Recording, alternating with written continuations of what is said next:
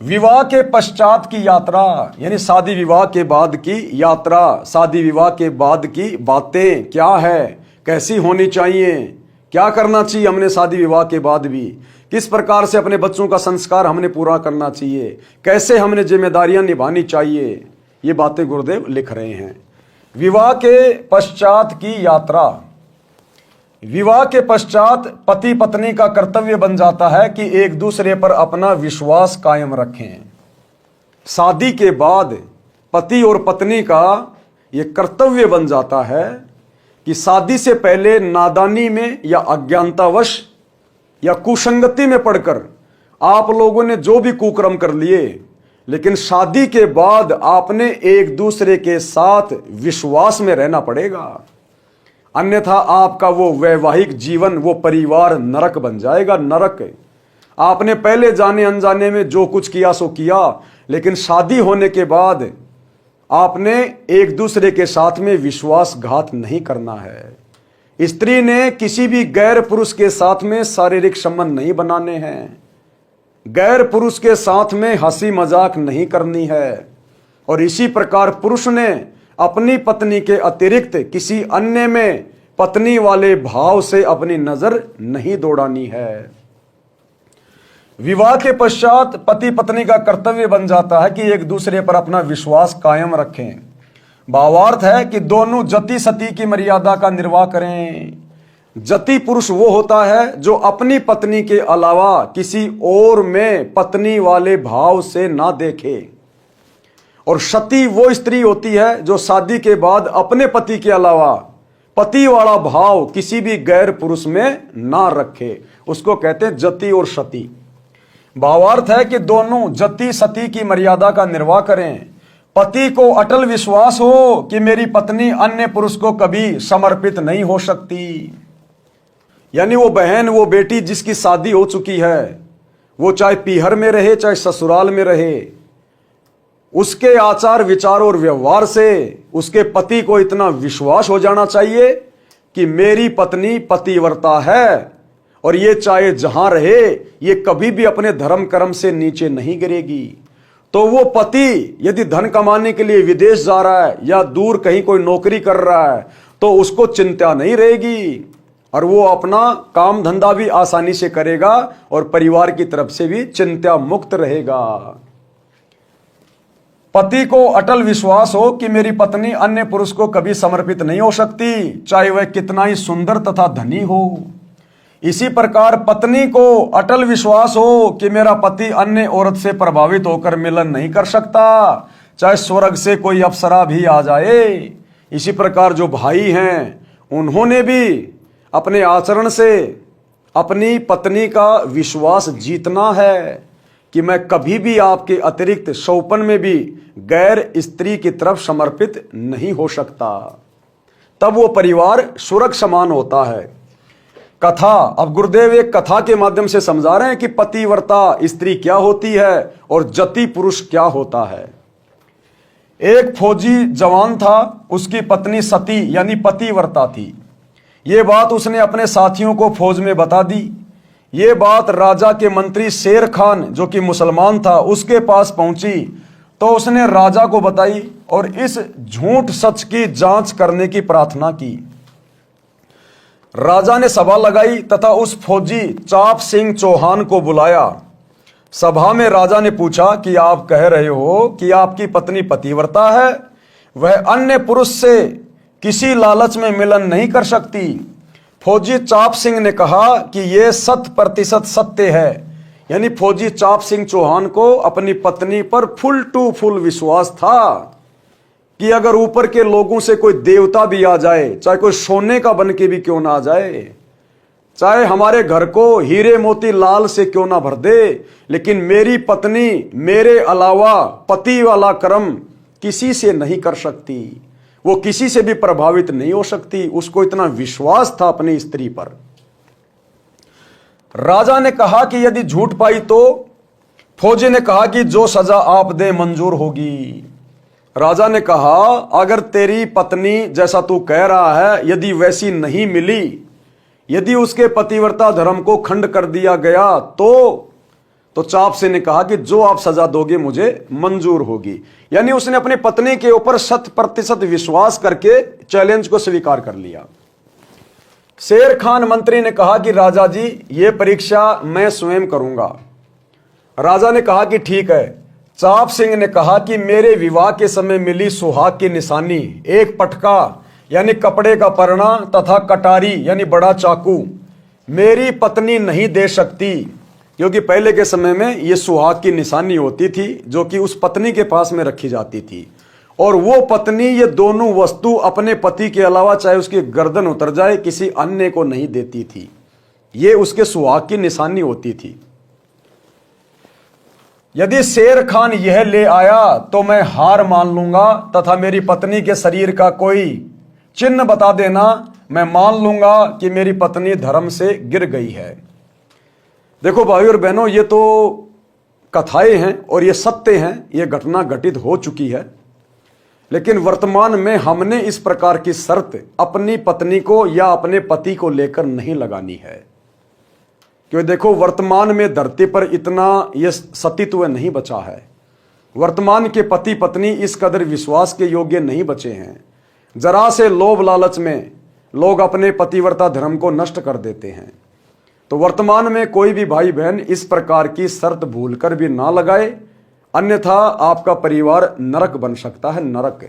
जैसा भी है आप अपने धर्म कर्म पर रहकर अपनी पत्नी के विश्वास को जीत कर रखें, और माता बहनें भी पूरी कोशिश करें कि वे भी अपने पति के विश्वास को अपने पतिव्रता धर्म पर रहकर जीत के रखें, ताकि परिवार खुशहाल रहे। मैं मान लूंगा कि मेरी पत्नी धर्म से गिर गई है।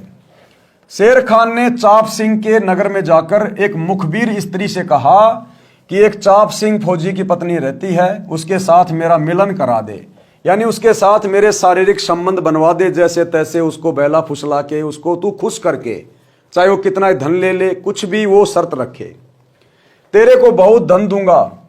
उस स्त्री ने कहा कि यह किसी कीमत पर संभव नहीं है। अब वो औरत जो थी, जो मुखबिर थी, जिसको दूती कहते थे, उसने कहा कि यह संभव नहीं हो सकता, वो तो बहुत सती स्त्री है, वो तो पतिव्रता स्त्री है, मरना पसंद करेगी, पर पुरुष से मिलन उसको स्वीकार्य नहीं है। उस स्त्री ने कहा कि यह किसी कीमत पर संभव नहीं है। फिर शेर खान ने कहा कि किसी तरह उसके घर से विवाह में मिलने वाली सुहाग की निशानी, पटका तथा कटारी ला दे, चाहे चुरा कर ला दे, तथा चाप सिंह की पत्नी सोमवती के गुप्तांग के पास या जांग सांथड़ पर यदि कोई निशान हो तो वो पता कर दे। वह स्त्री मेहमान बनकर चाप सिंह की नकली बुआ बनकर सोमवती के घर गई। अब वो दूती उस चाप सिंह की बुआ का नाटक करके, क्योंकि नई नई शादी हुई थी, उस सोमवती को मालूम नहीं था कि इसकी बुआ कौन है, कहाँ रहती है। तो वो जो दूती थी, जिनको सारी जानकारी होती थी रिश्तेदारियों की, अब चाप सिंह तो बेचारा अपनी नौकरी कर रहा था, और वो दूती उस शेर खान मंत्री के कहने से चोरी करने के लिए और उन निशान बताने के लिए सोमवती के घर पे चली गई। सोमवती उस समय अकेली थी और कहा कि मैं तेरी बुआ हूं, फला फला गांव से आई हूं, तुमने तो मुझे शादी में भी नहीं बुलाया। अब उस बेचारी ने सोचा भैया बुआ होगी तभी आई होगी। वह स्त्री मेहमान बनकर चाप सिंह की नकली बुआ बनकर सोमवती के घर गई। सोमवती के विवाह के समय तथा पश्चात चाप सिंह की बुआ आई नहीं थी। बीमार होने के कारण विवाह में भी नहीं आ सकी थी। कई दिन रुकी। सोमवती को स्नान करते देखा तो निकट जाकर उसके सुंदर शरीर की प्रशंसा करने के बहाने अंग अंग देखा। सोमवती के गुप्तांग के पास बड़ा तिल था। ये सब निशानी देखकर मुखबिर पटका तथा कटारी चुराकर ले गई और शेर खान मंत्री ने राजा को बताया कि मैं उसके साथ मिलन करके आया हूं। अब वो मंत्री बड़ा निकम्मा था। राजा के सामने अपनी वाहवाही कराने के लिए उसने सब झूठा नाटक रचा और कहा जी मैं इसकी पत्नी के साथ में शारीरिक संबंध बना के आ गया और ये लो वो कटारी और वो पटका और ऐसे ऐसे उसके शरीर के उस अंग पर एक तिल का निशान है, चाप सिंह को बता देना। उसकी जांग में काला तिल है। यह सुहाग की वस्तु पतिव्रता किसी को नहीं देती। मेरे प्रेम में तथा धन के लालच में मेरे को दी है। उस मंत्री ने राजा से कह दिया कि उसको मेरे से प्रेम हो गया और उसने मेरे प्रेम में वशीभूत होकर मेरे साथ में शारीरिक संबंध भी बनाए और मैंने उसको बहुत सारा धन दिया, इसलिए लालच में आकर उसने मेरे को सुहाग की निशानी भी दे दी। ये रही। राजा ने सभा लगाई, चाप सिंह को बुलाया, कहा कि यह पटका तथा कटारी किसकी है। चाप सिंह ने ध्यान से देखा तथा स्वीकारा कि ये मेरी है। शेर खान ने कहा कि और बताऊं, सुन, तेरी पत्नी की दाई जांग पर गुप्तांग के पास काला तिल है। चाप सिंह ने कहा कि यह सब सत्य है, परंतु मेरी पत्नी अपने धर्म से नहीं गिर सकती। फिर भी उस चाप सिंह को अपनी स्त्री पर इस कदर विश्वास कि मेरी पत्नी अपने पतिव्रता धर्म से नहीं गिर सकती। भले ही उसने लालच में आके तेरे को ये कटारी दे दी हो, लेकिन तेरे साथ में वो पति पत्नी मिलन नहीं कर सकती। उसको इतना विश्वास था अपनी औरत पर। यानी भाई और बहनों, उस बहन ने, उस सोमवती ने किस कदर अपनी मर्यादाओं में रहकर अपने आचार विचार व्यवहार को अच्छा बनाकर अपने पति में इतना विश्वास पैदा किया हुआ था कि सब कुछ देखने के बाद भी उसका पति कह रहा है कि भले तू ये सब चीज ले आया होगा उससे, भले ही वो बेचारी लालच में आ गई होगी, लेकिन तू उसके साथ में शारीरिक संबंध नहीं बना सकता। मुझे अपनी पत्नी पर इतना विश्वास है। गुरुदेव का कहने का मतलब है कि आम समाज में जो माता बहनें हैं वो अपने धर्म कर्म पर इस कदर दृढ़ रहें और अपने पति को इस कदर विश्वास दिलाएं कि आप चाहे जहां रहे, आपकी पत्नी मौत को स्वीकार कर लेगी, लेकिन किसी गैर पुरुष के साथ में शारीरिक संबंध स्वीकार नहीं होंगे। इतना विश्वास माता बहनों ने, नव विवाहितों ने एक दूसरे को दिलाना चाहिए अपने धर्म कर्म पर रहते हुए।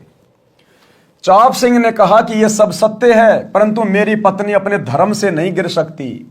राजा ने कहा कि तू अब भी वही रट लगा रहा है, तू झूठा है। तेरे को आज से 1 महीने बाद फांसी दे दी जाएगी। तेरी जो अंतिम इच्छा हो वह बता। चाप सिंह ने कहा कि मैं अपनी पत्नी से मिलना चाहता हूं। राजा ने आज्ञा दे दी। चाप सिंह अपनी पत्नी के पास आया, उसको बेवफाई के कारण ऊंच नीच कहा और बताया कि मेरे को उस दिन तेरे कारण फांसी लगेगी। सोमवती ने बताया कि आपकी भुआ का नाम लेकर एक स्त्री आई थी, उसने मेरे अंग का चिन्ह देखा तथा पटका और कटारी चुरा ले गई। चाप सिंह ने बताया कि मंत्री शेर खान आया था, उसने यह सब षड्यंत्र रचा है। चाप सिंह वापस लौट गया। फांसी वाले दिन से 1 सप्ताह पहले सोमवती राजा की नगरी में एक नाचने वाली बनकर गई और राजा को नाच दिखाने के लिए कहा। अब उस बहन ने अपने पतिव्रता धर्म को सत्य साबित करना था सबके सामने, क्योंकि जो माता बहनें अपने पतिव्रता धर्म पर इस कदर दृढ़ रहती हैं तो भगवान भी उनका साथ देता है। फिर पतिव्रता स्त्री का, पतिव्रता पुरुष का, फिर परमात्मा साथ देता है। तो परमात्मा ने उसको प्रेरणा करी और उसने कहा कि ठीक है, आप जाइए, मैं अपने भगवान से विनती करूंगी, प्रार्थना करूंगी। क्योंकि जो भाई बहन अपने सत पे रहते हैं, अपने नियम पे, अपने धर्म पे रहते हैं, उनके लिए गुरुदेव कहते हैं कि सत ना छोड़े सूरमा, सत छोड़े पत जाए, और भाई सत के बांधे लक्ष्मी फिर मिलेगी आए।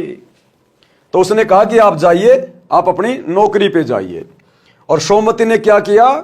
सोमवती राजा की नगरी में एक नाचने वाली बनकर गई और राजा को नाच दिखाने के लिए कहा। राजा ने आज्ञा दे दी, क्योंकि राजा लोग तो शौकीन होते थे नाचने गाने के। पूरे सभासद उपस्थित थे, यानी दरबार लगा हुआ था, सारे मंत्री थे, वहां पर शेर खान भी था। मंत्री शेर खान भी उपस्थित था।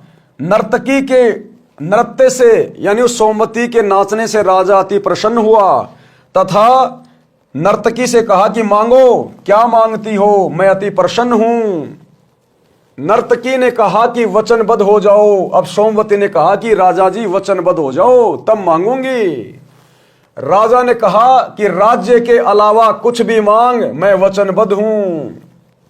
नर्तकी ने कहा कि आपकी सभा में मेरा चोर है। अब सोमवती ने क्या कहा कि महाराज, आपके दरबार में एक मेरा चोर बैठा है, चोर, और उसने मेरे से पैसे उधार लिए थे, अभी तक नहीं दिए, उसको फांसी की सजा दे दो। मेरे घर से चोरी करके लाया है। नर्तकी ने कहा कि आपकी सभा में मेरा चोर है और मेरे घर से चोरी करके लाया है। शेर खान मंत्री नाम है, उसको फांसी की सजा दी जाए। अब शेर खान तो सफेद हो गया। शेर खान ने कहा, अरे मैं तो कभी इसको जानता भी नहीं, इसको देखा भी नहीं, इसको पहचानता भी नहीं, मैं तो पहली बार देखा इसको, और ना मैंने कभी किसी के घर से कोई चोरी करी।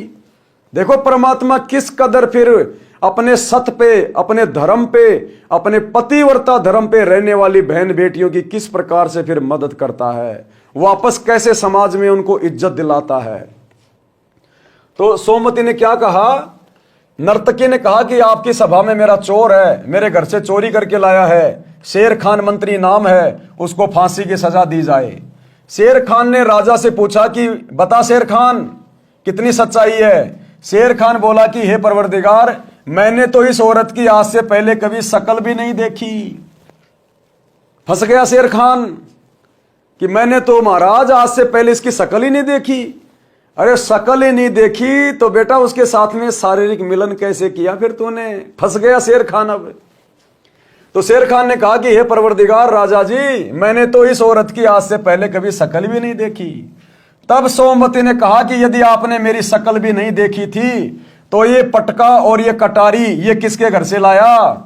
मैं उसी चाप सिंह की पतिव्रता पत्नी हूं जिसे तेरी झूठ के कारण फांसी की सजा दी जा रही है। चाप सिंह को बुलाया गया। राजा ने चाप सिंह को आधा राज्य सौंप दिया और क्षमा कर दिया और शेर खान को फांसी पे चढ़ा दिया। ये सब कुछ क्यों हुआ? उस बहन की, उस बेटी की अपने पतिव्रता धर्म पर रहने के कारण आधा राज्य दिला दिया परमात्मा ने। खुश होकर राजा खुश हो गया कि ऐसी औरत भाई आज से पहले ना देखी ना सुनी। अगर कोई बहन बेटी हो तो सोमवती के जैसी हो, मरना मंजूर, अपने पति से गद्दारी नहीं, अपने पति से कभी धोखा नहीं। आधा राज्य दे दिया और उसके पति को भी स्वतंत्र कर दिया और उस दुष्ट मंत्री शेर खान को फांसी पे चढ़ा दिया। चाप सिंह को बुलाया गया। राजा ने चाप सिंह को आधा राज्य दे दिया और क्षमा कर दिया तथा शेर खान मंत्री को फांसी की सजा दी गई। धन्य है ऐसी बेटियां जिन पर नाज है भारत देश को। गरीबदास जी को परमेश्वर कबीर जी ने बताया है कि तूरा न तीखा कूदना, पुरुष नहीं रणधीर, नहीं पद्मनी नगर में या मोटी तकसीर। क्या भावार्थ बताया? कबीर जी ने बताया है कि गरीबदास जिस नगर व देश में तूरा यानी घोड़ा तेज दौड़ने वाला व ऊंचा कूदने वाला नहीं है और नागरिक रणधीर यानी सूरवीर नहीं है, और जिस देश व नगर में पद्मनी यानी पतिव्रता स्त्री नहीं है, तो ये मोटी तकसीर यानी बहुत बड़ी गलती है, यानी कमी है। जिस देश के योद्धा सूरवीर नहीं है, और पहले के समय में योद्धाओं के पास में घोड़े होते थे, तो कहते हैं मान लीजिए योद्धा तो सूरवीर है लेकिन घोड़ा कमजोर है तो भी युद्ध में हार जाएगा। तो कहते हैं जिस नगर में, जिस देश में, उस देश के सैनिक भी सूरवीर हैं, पीठ दिखाने वाले नहीं, और उनके जो हथियार हैं, जो साजबाज हैं, उनकी जो सवारियां हैं वो भी मजबूत हैं, सुदृढ़ हैं, तो वो देश कभी हार में नहीं आ सकता। और जिस नगर में, जिस देश में पद्मनी औरतें हैं, पद्मनी यानी सती पतिव्रता स्त्री हैं, उस नगर में कभी कोई संकट नहीं आ सकता, क्योंकि ऐसी स्त्रियों की परमात्मा पल पल मदद करता है। तो जिस घर में इस प्रकार की सुलक्षणा माता बहनें होती हैं, जो पतिव्रता होती हैं, जब तक 15-20 साल तक अपने बाप के घर में रहती हैं, अपनी बाप की इज्जत पे कभी आंच नहीं आने देती, कभी किसी गैर पुरुष की तरफ नजर उठा के नहीं देखती, मन में कोई गंदे विचार पैदा नहीं करती। कहते हैं वो बेटी 15-20 साल तक अपने बाप को भी चिंता मुक्त रखती है, अपने बाप के घर में रहकर काम करती है, इज्जत से रहती है, और शादी के बाद फिर कभी अपने पति को शिकायत का मौका नहीं देती, अपने पति की इज्जत को बरकरार रखती है। तो कहते हैं दोनों घर सुखी रहते हैं, दोनों घर, क्योंकि ऐसी नियम और मर्यादा में रहने वाली बहन बेटियों के पास सदा परमात्मा रहता है। उनके सत्य के कारण परमात्मा उनकी रक्षा करता है, क्योंकि ऐसे संस्कार ये पिछले जन्मों से होते हैं, पिछले जन्म से होते हैं पूर्ण हंस मुराद। ये पिछले जन्म जन्मांतरों के कोई शुभ संस्कार होते हैं, भक्ति संस्कार, जिस कारण से माता बहनें मरने को मर जाएंगी लेकिन अपने पतिव्रता धर्म को नष्ट नहीं करती, अपने पति के विश्वास को नहीं तोड़ती हैं। इस प्रकार का चरित्रवान स्त्री पुरुष दोनों का होना अनिवार्य है। जब स्त्री और पुरुष दोनों इस प्रकार से चरित्रवान होते हैं तो उस घर में फिर कोई कमी नहीं रहती है। तो देखो भाई और बहनों, सारी जानकारी कौन दे रहे हैं? सतगुरु रामपाल जी अपने कर कमल से लिख रहे हैं कि समाज कैसा होना चाहिए, शादी विवाह के बाद में पति और पत्नी का चरित्र, उनका व्यवहार कैसा होना चाहिए, एक दूसरे के ऊपर उनको किस कदर विश्वास होना चाहिए। और जब पति और पत्नी चरित्रवान होंगे, अपने अपने धर्म पर रहेंगे, तो संतान में भी वही संस्कार आएंगे, समाज में भी इज्जत और घर में भी किसी प्रकार का कोई दुख नहीं, कोई कष्ट नहीं। तो ये सारी जानकारी कौन दे रहे हैं? सतगुरु रामपाल जी, पूर्ण सतगुरु। क्या आपने इस प्रकार की बातें आज तक किसी आचार्य, शंकराचार्य, मंडलेश्वर के मुख से सुनी है? उन ज्ञानहीन प्राणियों की खुद की नजर गंदी रहती है। तो भाई और बहनों, मौका है, इस परमेश्वर के ज्ञान में बल है, बल, सतीत्व है, वचन शक्ति है। इनके सत्संग सुनने मात्र से आपके घर में अगर कोई संकट है, छोटे मोटे हारी बीमारी है, अगर आपके घर में इनके सत्संग चल रहे हैं, टीवी में या टेप रिकॉर्डर में या मोबाइल में, आपके घर से उन संकटों का धीरे धीरे खात्मा होना शुरू हो जाएगा, क्योंकि ये सामान्य आवाज में नहीं है।